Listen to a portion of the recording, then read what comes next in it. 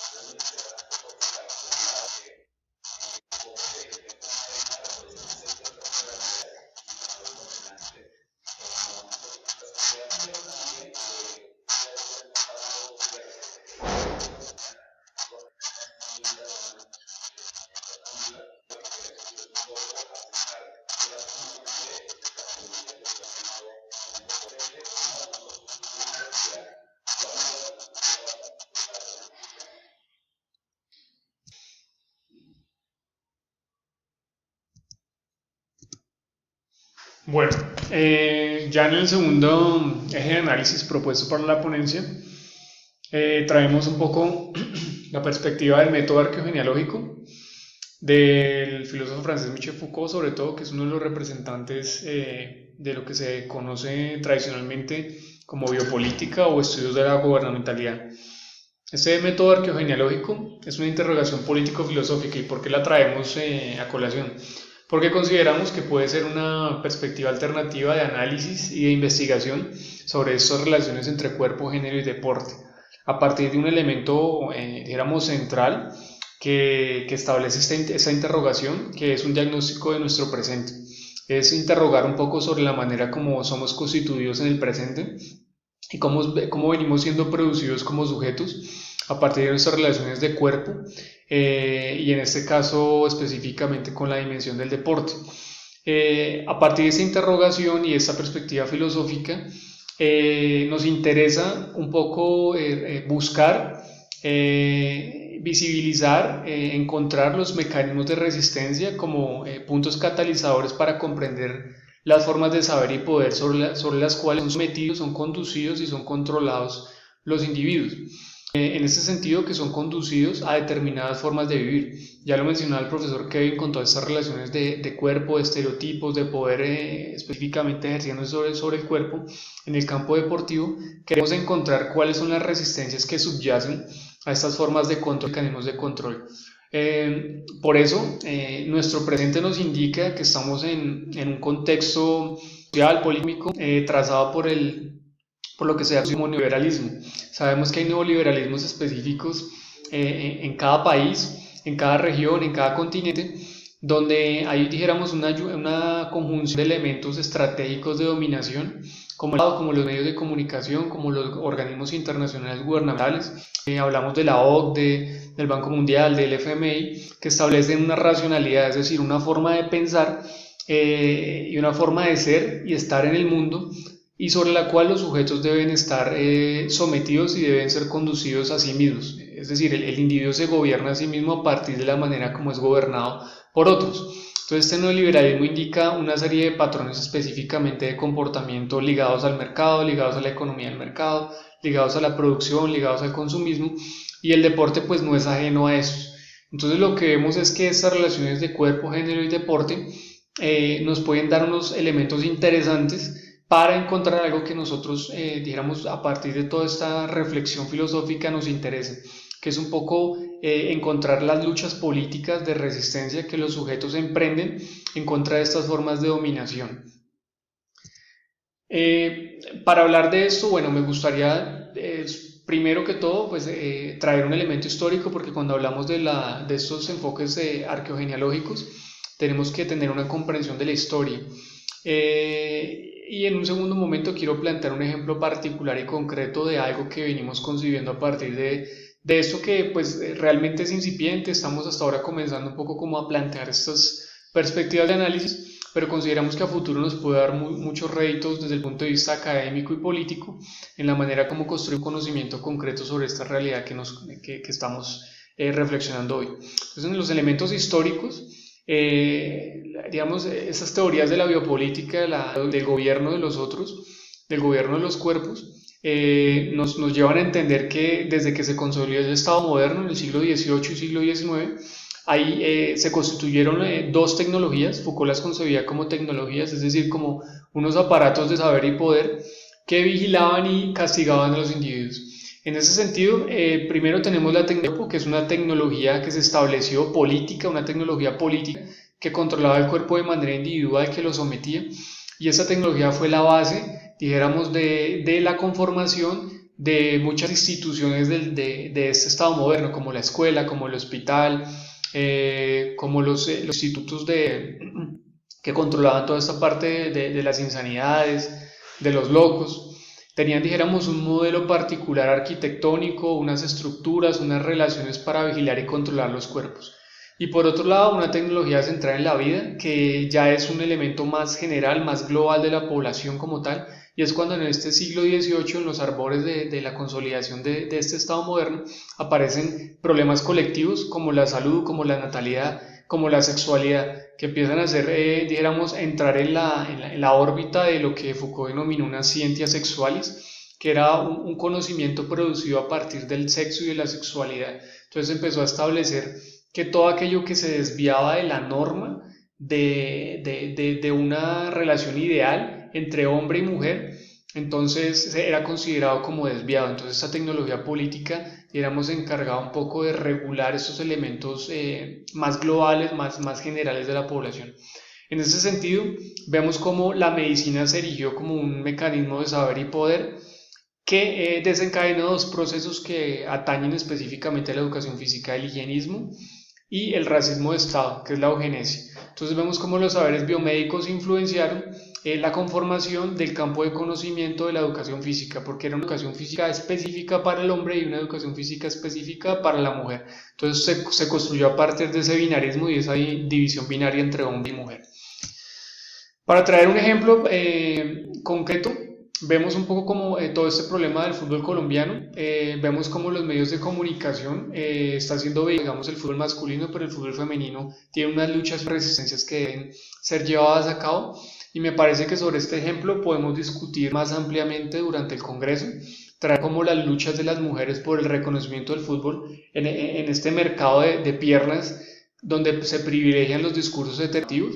Entonces, nos parece un foco importante de problematización, por ejemplo, traer las reflexiones de la FUTCOL, que es la Asociación de Futbolistas Colombianos.